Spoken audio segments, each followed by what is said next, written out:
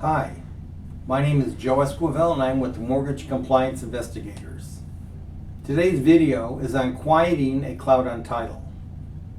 What is it we are saying when we state a cloud is on my title?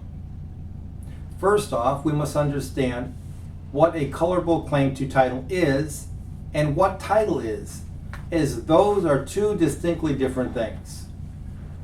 A colorable claim, as defined by Legal Information Institute of Cornell Law School, is stated as a plausible legal claim.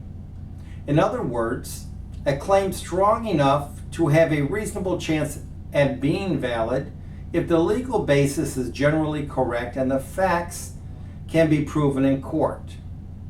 The claim not actually result in a win. The banks are hoping that the hearsay claims to title that are recorded into public record will be enough to steal the homes from beneath the homeowners. As it is defined in the Hawkins versus Title Insurance and Trust Company case, title is complete ownership in the sense of all the rights, privileges, powers, and immunities an owner may have with respect to land. The documents that are filed into public record are done to memorialize transactions. They do not cause the transactions. When the document, being either an assignment of mortgage or an assignment of deed to trust, is filed into public record, the purpose is to memorialize the transactions of the sale of a tangible negotiable instrument as well as the acquisition of rights to title. It does not cause the sale. The sale is to be done in accordance to your state's equivalence of the Uniform Commercial Code Article 3. The filing of the document purporting to be an assignment of mortgage or an assignment of deed of trust is to let the world know that a superior claim to title has taken place. Recording of an eligible document into public record gives constructive notice to the world as to what has happened. The legal question that is never asked should be, is this document eligible to be recorded? In the majority of the foreclosure actions that are taking place against homeowners, the claim holder in due course has not acquired complete and lawful ownership of title. Although mortgage servicers are able to foreclose under local laws of jurisdiction, that ability arises from an agent-principal relationship with the owner of the indebtedness and that of a perfected right to the real property. Therein lies the problem. The properly perfected claimed right has not been lawfully acquired. A third party attempts to exercise a right on a homeowner's property without lawful authority to do so according to statutory requirements of law. When a quiet title suit is filed and the cause is for equitable relief, you are going into a court of equity when you should be going into a court of law. In going into a court of law, there are a few things to take care of first. First, before you take any action, there should be a findings of facts and conclusion in regards to the true sale pertaining to the title of real property. The following questions need to be addressed prior to taking any action. What did take place? What did not take place?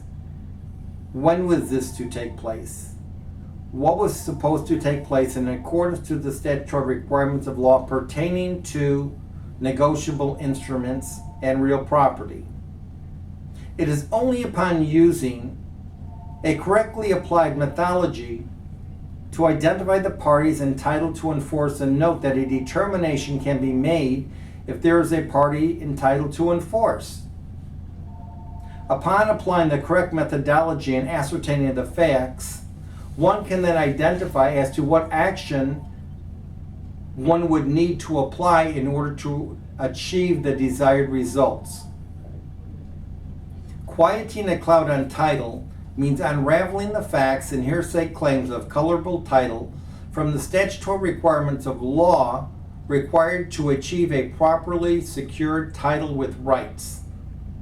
As there is controversy pertaining to superior claims to the title of real property, it would only make sense to this writer to have a determination of the courts as to the legal position of these parties making a colorable claim to title of real property. One way to abstain the status quo determination of parties in this controversy would be through the use of a declaratory judgment, which is a legal determination of the courts that resolves legal uncertainty for litigants. The declaratory judgment is generally considered a statutory remedy and is not an equitable remedy in the United States, and thus not subject to equitable requirements. Declaratory judgments can provide legal certainty to each party in a manner which could resolve or assist in disagreement. Often an early resolution of legal rights will resolve some or all of the issues in this matter. In looking at the actions in which a declaratory judgment may have positive results, one would look at the enforceability of the security instrument and the enforceability of a promissory note as to the current party claimant and interest. Laying the proper foundation of findings of facts and conclusions gives teeth to the cause of action of slander of title for declaratory judgment.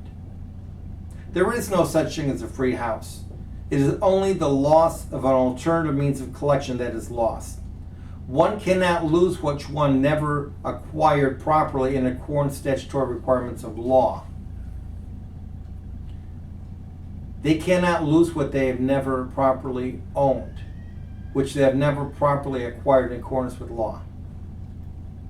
Thank you very much.